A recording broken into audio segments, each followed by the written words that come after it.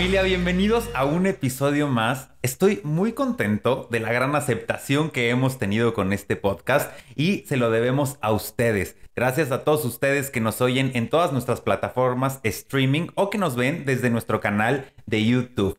Pláticas Farmacéuticas es un podcast original de Medicine Depot. Si tú aún te estás integrando o familiarizando con quiénes somos, Medicine Depot somos un distribuidor de medicamentos por mayoreo, donde vendemos medicamentos, material de curación, perfumería, robótica e insumos para la salud.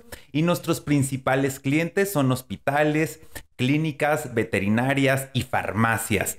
Contamos con más de 72 sucursales a nivel nacional y un gran valor agregado que le ofrecemos a todos nuestros afiliados es el acompañamiento normativo. Entonces, si tú aún no estás afiliado, ven, visita tu sucursal Medicine Depot y afíliate con nosotros. Oigan, pues este es nuestro cuarto episodio de esta primera temporada y les dije que íbamos a tener a invitados de lujo. Y hoy estoy muy contento y muy agradecido porque nuestra invitada tiene una agenda bastante ocupada y aún así se hizo el espacio para platicar con nosotros.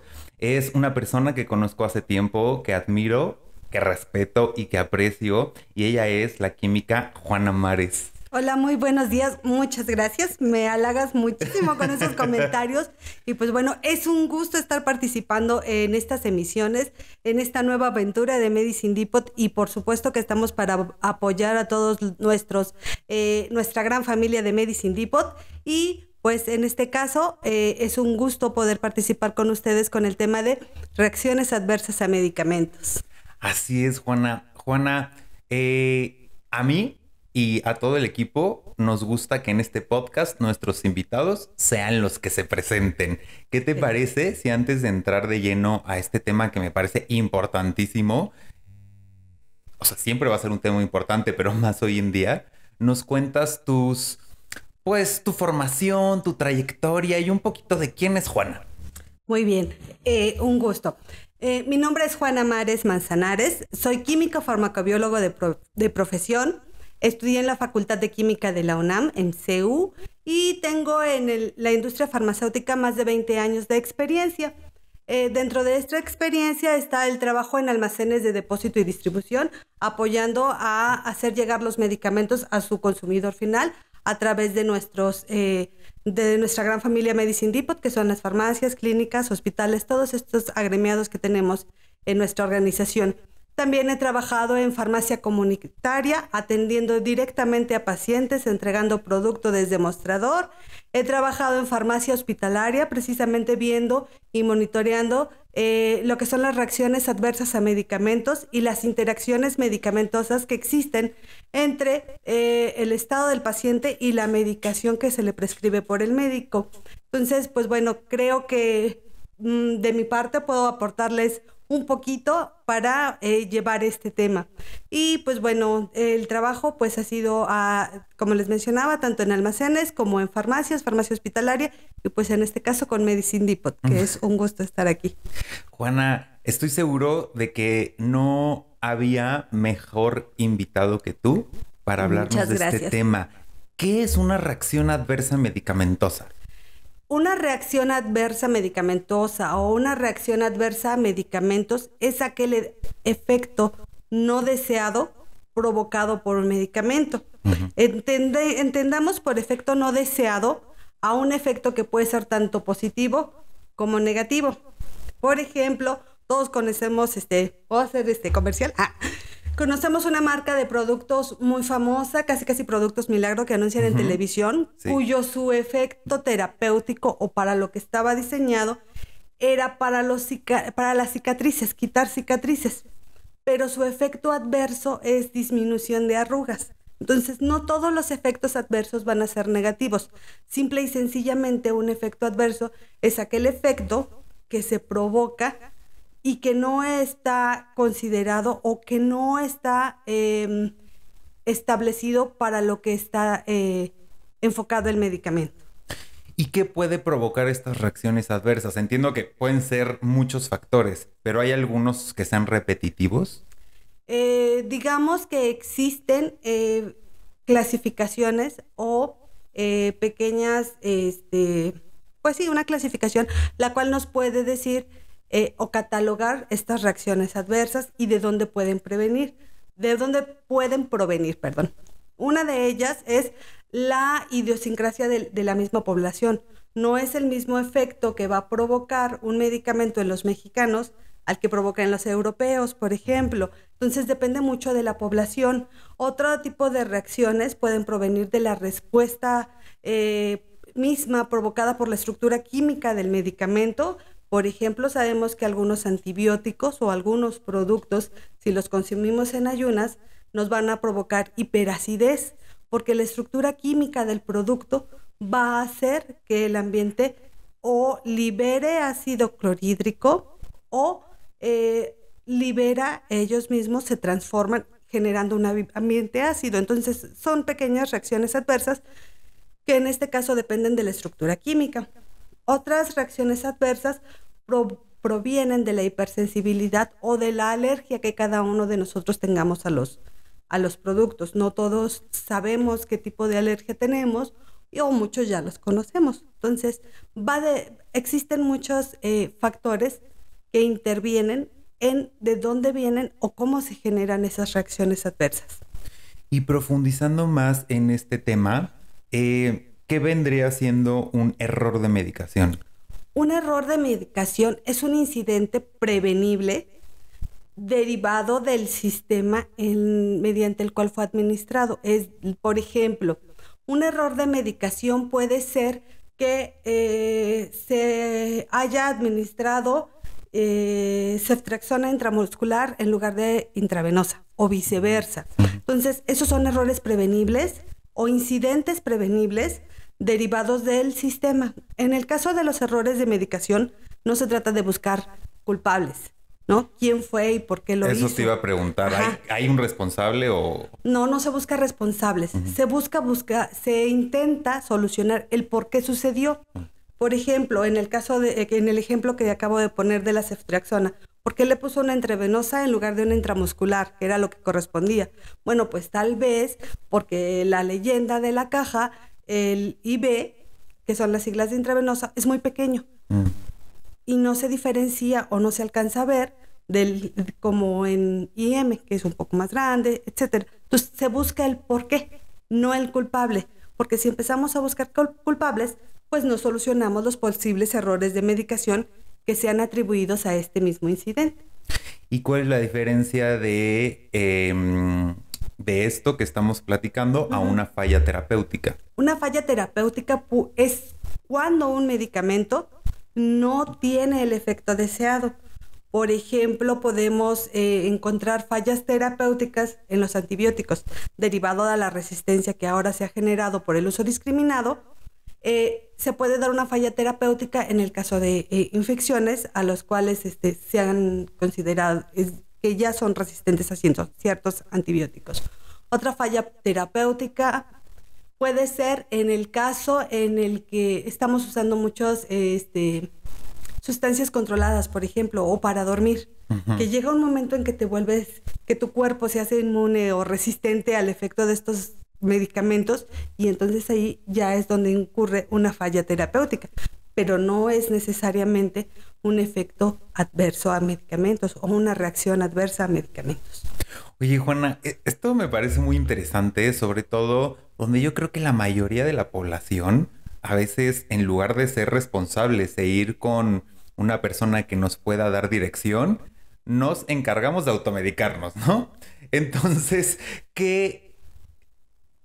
¿cómo se originó todo esto? Porque seguramente hay vestigios de dónde empezaron todas estas cuestiones de reacciones adversas. Claro, mira, cuenta la leyenda. Ajá. Bueno,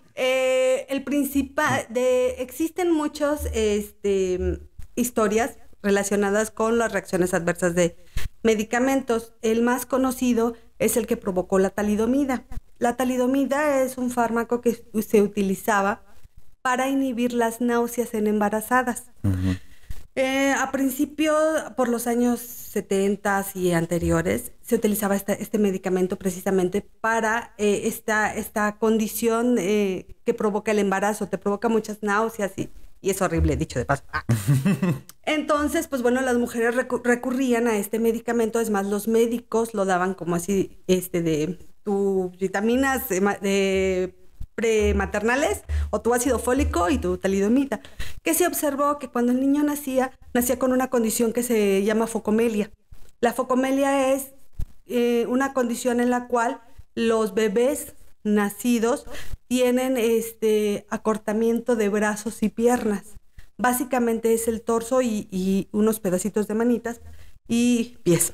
Entonces se empezó a investigar por qué hubo tanta incidencia de focomelia en la población, principalmente en Estados Unidos. Y se encontró que este fármaco llamado talidomida era el causante de este efecto adverso, de esta teratogénesis en los bebés nacidos cuando la mamá consumía este medicamento durante el embarazo.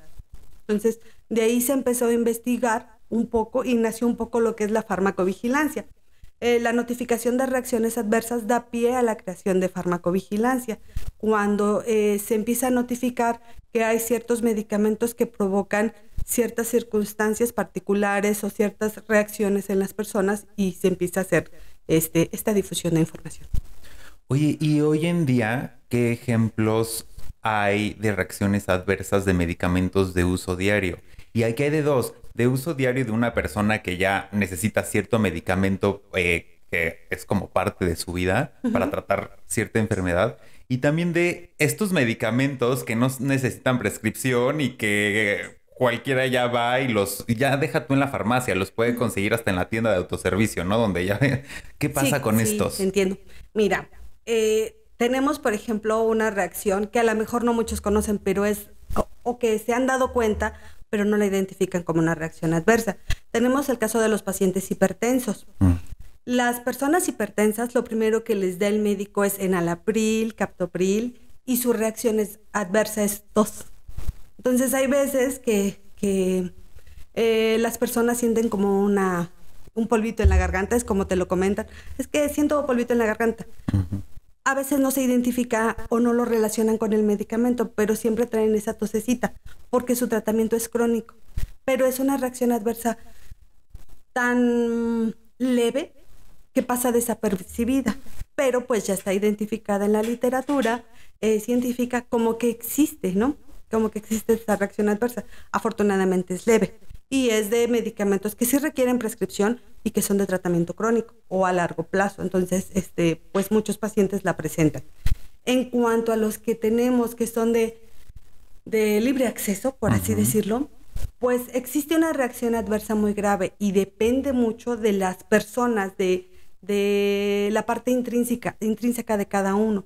Puede darse por un paracetamol, por un ibuprofeno, por todos estos jarabes que tenemos de libre venta. Se llama, es el síndrome de Steven Johnson, si no mal recuerdo, y se le llama también como necrosis dérmica.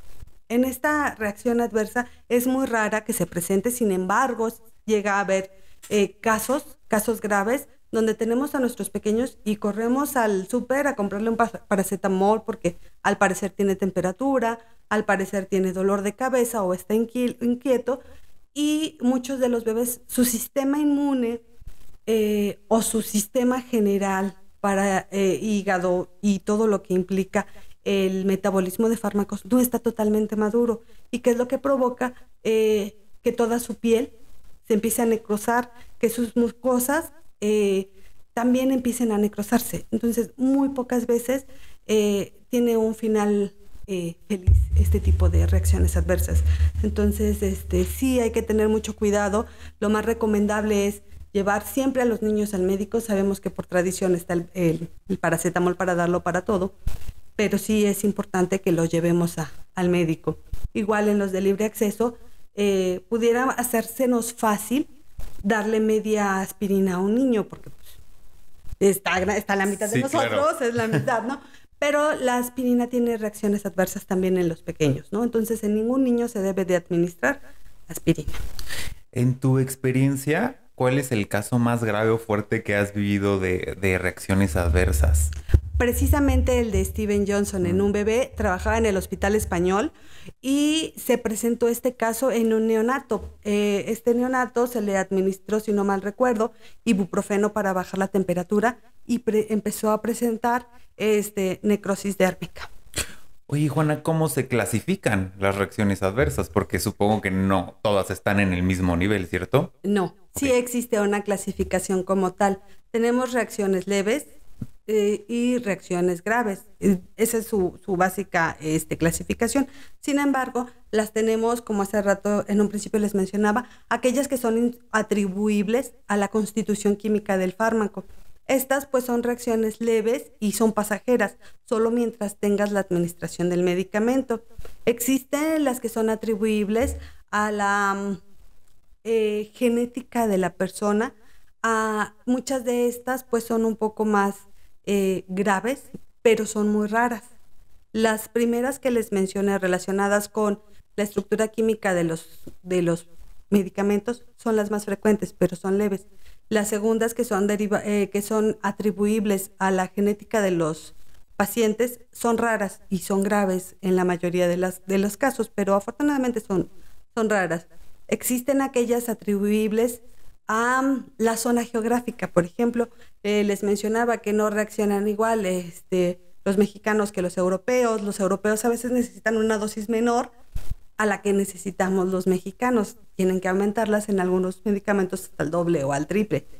Incluso ahora con el COVID, en Europa se toman cierto medicamento para tratar la enfermedad y aquí en México otro tipo de medicamento, ¿no? Así es. ¿Cómo reacciona el organismo? Así es. Eso se le llama la parte de idiosincrasia de las personas o de la localidad. Entonces, pues también existen reacciones adversas relacionadas con este tipo de genética, ¿no? Por ejemplo, decían, como anécdota, sí, que existe el gen mexicano, ¿no? Que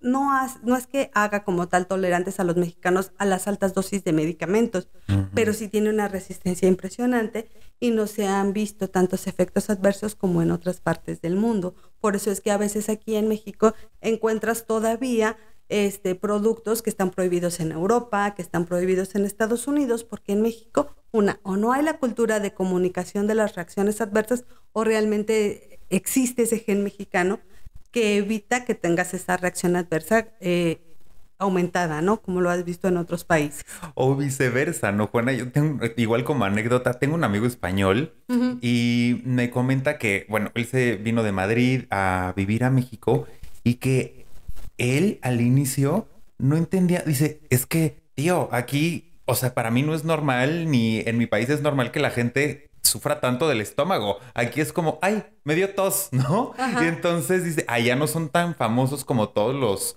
productos o medicamentos para el estómago como Claro. lo son aquí, no los encuentras tan fácil. Y a mí se me hizo rarísimo porque digo, ay, pues sí, la verdad es que... Es curioso, ¿no? ¿No? Así es, mucho tiene que ver nuestra alimentación. En el caso de Sí, en este caso. de padecimientos estomacales, pues bueno, está la parte de la comida que tenemos. Y ahora, si nos vamos a Japón, pues allá son como lo más común todos aquellos productos para depresión, para estrés. Entonces, depende mucho de la zona geográfica en la que estemos, qué es lo que vamos a encontrar o a qué nos vamos a enfrentar. Oye, cuéntame el chisme. ¿Cuáles son los medicamentos que han sido retirados del mercado por reacciones adversas? No sé si en algún momento escuchaste hablar de un medicamento que se llamaba sibutramina, por ejemplo, que es para bajar de peso. Tuvo reacciones adversas relacionadas sobre todo con, me parece que era cáncer, células cancerígenas, por ejemplo. ¿Qué otro medicamento fue retirado del mercado? Hace poco acaban de retirar ranitidina. Ajá. Justo ¿Por qué? ranitidina. Esa tiene que ver con su forma de producción.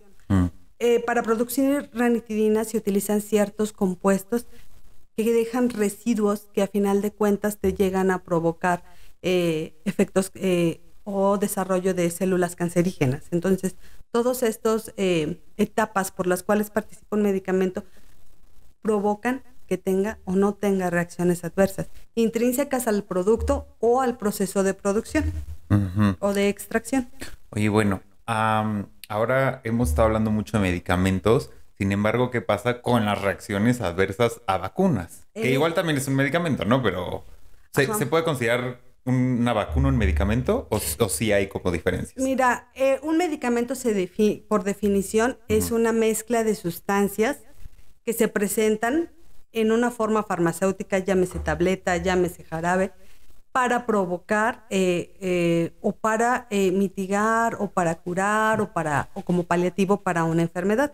Entonces, en el caso de las vacunas, no se aplica esta definición de medicamento, porque no siempre es una mezcla de sustancias.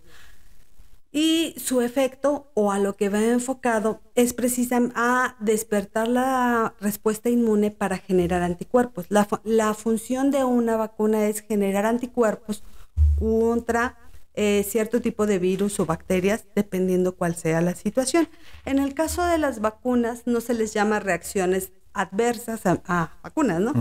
Se les llama eventos supuestamente atribuibles a la vacunación o la inmunización. Entonces, en el caso de las vacunas, lo que presentamos son eventos como tal, ¿no? Una fiebre alta, dolor de músculos, dolor de huesos. Entonces, es un evento, no como tal es una reacción. Una reacción a lo mejor la podemos considerar un poco más focalizada. Y en el caso de las vacunas, pues a veces se presenta más de una reacción, ¿no? Y Juan, hablando de esto de la vacunación, tuve 6 casos de personas cercanas, tanto familiares como amigos, que de distintas marcas tuvieron la vacuna pues contra la enfermedad del COVID y se enfermaron. Pero aquí mi pregunta es, a lo mejor traían el virus desde antes y se manifestó con mayor fuerza, o sí puede ser que gracias a la vacuna existan ciertas personas u organismos que manifiesten la enfermedad. ¿Eso es posible? Es posible. De hecho, se están haciendo investigaciones precisamente en Europa porque se dan estos casos. Tanto hay personas que tienen una reacción bastante fuerte, y me incluyo entre ellas, como sí, a mí también me fue muy mal. O sea, ¿no? O sea, sí. Como aquellas que pasaron sin ver, ¿no? Así de, pues sí, me la puse, qué chido. Entonces, como tal, no está identificado por qué algunas sí y algunas no. Existen hipótesis en las cuales, por ejemplo, los menores que son en la parte de las vacunas de 30 a 39, se vio muy exacerbada las reacciones adversas a vacunas, ¿no? Donde la mayoría de esta edad presentó, yo no soy de esa edad, pero también las presentó ciertas reacciones, ¿no? Que les dio temperatura, dolor de cabeza, dolor de huesos. Entonces, la hipótesis es que su cuerpo está en plenitud e inmediatamente su sistema inmune reaccionó atacando, o bueno, de una manera más rápido o acelerada a lo que se esperaba. Siempre que te administran una vacuna, lo que esperas es que tu sistema inmune empiece a trabajar para generar anticuerpos, pero es un proceso, en teoría, largo, ¿no? Sin embargo, pues bueno, con ciertas marcas de vacunas, de hecho no se puede generalizar que solo esta o que solo la otra. No, claro. La respuesta a veces fue el mismo día y fue una respuesta elevada. Entonces, actualmente se está haciendo investigación con grupos control y grupos testigo y todo esto para determinar qué factores son los que hacen que las personas presenten estas reacciones y por qué otras no. Entonces decían que muchas decían que a los viejitos pues no les dieron casi reacciones adversas. Hubo hasta memes de cómo nuestros padres y abuelos, como si nada hubiera pasado, y a todos los de nuestra generación tumbados, exacto, ¿no? Ajá, entonces también la hipótesis es que su sistema inmune ya no está trabajando de la manera, o ya no está en plenitud, digámoslo así, entonces es más lenta su respuesta. Por lo tanto, no presentaron este tipo de reacciones que provocó en los jóvenes, pero hasta ahorita son solo hipótesis. Y justo hablando de las vacunas, ¿cómo es que se clasifican los eventos temporalmente asociados, pero de vacunas? Algunos se refieren a están dados por el tiempo, y por el tipo de vacuna que sea. Sobre todo están relacionados con el tipo de vacuna que se administre. Por ejemplo, volvemos al caso de COVID. No todas las vacunas son, algunos se les llaman vectores, no todas son virus atenuados, no todas son virus muertos, algunas son solo fracciones, algunas son pedacitos de DNA. Entonces, depende mucho del tipo de vacuna o con qué esté elaborada la vacuna para presentar este tipo de eventos supuestamente atribuibles a la vacunación. Oye, Juana, y bueno, ya me tomé el medicamento, me dio una reacción adversa. ¿Cómo sé que es momento de llamar al 911? Porque luego decimos, ay, no, hay que ser dramático, o tengo tolerado. O sea, ¿en qué momento es decir, no, ya, es momento de dar un paso más? Cuando te impida desarrollar tus actividades normales. Cuando cuando tú sientas que está poniendo en riesgo tu vida, en este caso que te provoque, no sé, que sientas que ya no puedes respirar, que te estás poniendo azul o morado, ya no lo dudes. Ya no dudes. Llama inmediatamente. Puede llegar a suceder, te digo, depende mucho de la persona, de la idiosincrasia, de la genética de la persona, ¿no? Entonces, cuando tengas esa clase de eventos o que te provocó una hipertensión o palpitaciones, pues ya es momento de decir, esto no es normal, tengo que recurrir a solicitar ayuda, o una ambulancia, o un médico, o al 911. Y hace rato tocaste el tema de la farmacovigilancia. Sí. ¿Cómo se relacionan las reacciones adversas con la farmacovigilancia? La farmacovigilancia es una ciencia que nació para poder identificar todas aquellas reacciones adversas a medicamentos, clasificarlas, analizarlas y poder determinar si un medicamento es seguro o no lo es para su comercialización. Por lo tanto, la base de la farmacovigilancia son los reportes de reacciones adversas, a los cuales pues invitamos a todos a hacer su notificación. A veces todos queremos un fármaco seguro, un medicamento eficaz, pero pues a pesar de que notamos que ciertos medicamentos nos provocan ciertas situaciones o ciertas reacciones, pues no hacemos la difusión con el médico de esta información, ya sea que ustedes se acerquen directamente a la COFEPRIS, una llamada, encontrarán los números de teléfonos en todas las farmacias, lo deben de tener, un cartel que diga si te sientes mal, llama a este número, o con su mismo médico, quien es el que puede hacer la notificación de estas reacciones adversas para poder identificar los medicamentos que pueden llegar a hacernos daño, ¿no? Y con relación a todo el personal de nuestro giro, ¿cómo puede participar un dueño de farmacia o el personal de farmacia con las reacciones adversas? Es muy importante que todos como propietarios de farmacia o quienes están al frente de los mostradores tomemos conciencia de la importancia de por ejemplo, cambiar o no cambiar una receta, hacer una recomendación de un medicamento. ¿Sabes qué? Me recetaron paracetamol, pero pues tómate un ibuprofeno, porque no sabemos qué consecuencias pueda tener en cada persona. Igual el uso indiscriminado de antibióticos, pues lo podemos controlar desde la farmacia, ¿no? A partir de solicitud de receta a los pacientes y sobre todo mucho énfasis en si tienes hacer la comunicación y difusión de que si tienen alguna reacción o notan alguna situación anormal relacionada con el medicamento que están tomando, se comuniquen a COFEPRIS o a través de ellos para que ellos hagan la notificación. Oye, Juana, pues quiero agradecerte por habernos compartido toda esta información de gran utilidad. ¿Hay alguna recomendación, algún consejo que quieras darle a la audiencia o sumar algún punto que se nos haya ido por ahí? Como recomendación, notifiquen todas sus reacciones adversas. Todos queremos medicamentos seguros y eficaces y sobre todo, pues bueno, ayudaremos a la población en general notificando. Y pues, estimados compañeros y agremiados a Medicine Depot, estamos para apoyarles en todas sus dudas en cuanto a cómo aplico la farmacovigilancia en mi establecimiento. Acérquense y pues buscaremos la manera de hacerles llegar la información que necesiten. Muchísimas gracias, Juana. Gracias. Y muchísimas gracias a todos ustedes que nos acompañaron en este episodio. Si tú nos estás viendo en YouTube, activa tu campana de notificaciones para que no te pierdas ninguno de nuestros videos. Síguenos también en todas nuestras redes sociales y síguenos en todas nuestras plataformas streaming. Recuerda que en Medicine Depot vemos por tu bienestar.